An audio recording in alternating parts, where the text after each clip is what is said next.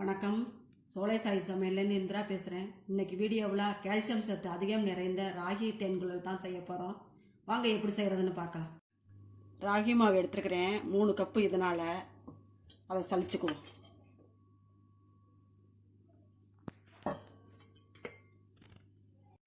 ஒரு கப்பு பொட்டுக்கடலை மாவு போட்டு சலிச்சுக்கலாம். அதில் 3 கப்புக்கு 1 கப்பு பொட்டுக்கடலை மாவு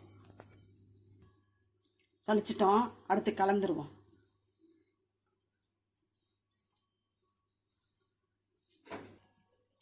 அடுத்து உப்பு போட்டுக்கலாம். கொஞ்சம் பார்த்தே போடணும். அரை உப்பு போட்டுக்கலாம், பத்தலைன்னா போட்டுக்கலாம்.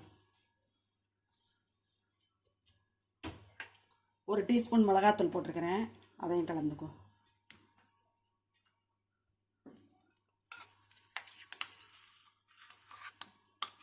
ஒரு டேபிள் ஸ்பூன் வெண்ணெய், அதையும் போட்டு கலந்துக்கலாம்.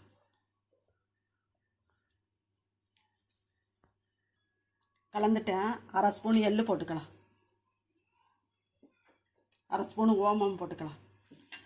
கொஞ்சம் கையில் தேய்ச்சி போட்டால் நல்ல வாசனை வரும்.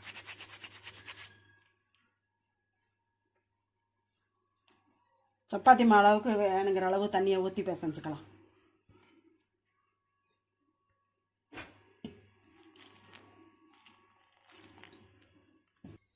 நல்லா பிசைஞ்சிட்டோம். இந்த தேங்குழல் கட்டையில் போட்டுருவோம்.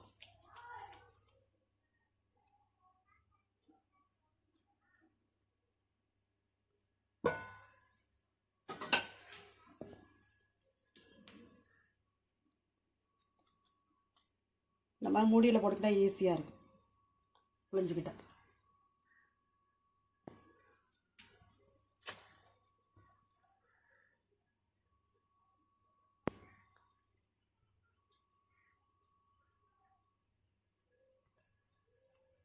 எண்ணெய் காஞ்சிருச்சு.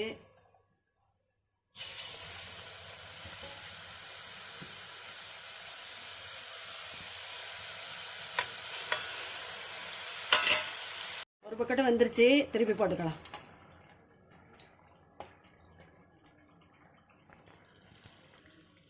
சத்தம் இல்லாமல் இருக்கு பாருங்க. நல்லா வெந்துருச்சு.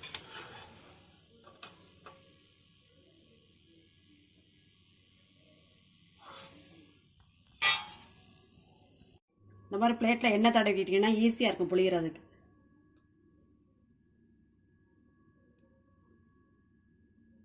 இப்படி ஒட்டி ஒட்டி எண்ணெய் பிரிஞ்சுக்கிட்டு வராது.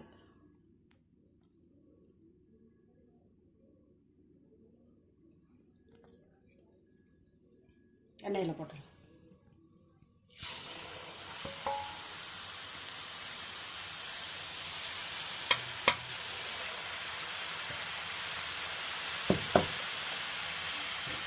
கொஞ்சம் வேக விட்டுதே திருப்பி விடணும், இல்லாட்டி பிரிஞ்சுக்கிட்டு போயிடும். நல்லா வெந்துருச்சு, எடுத்துடலாம்.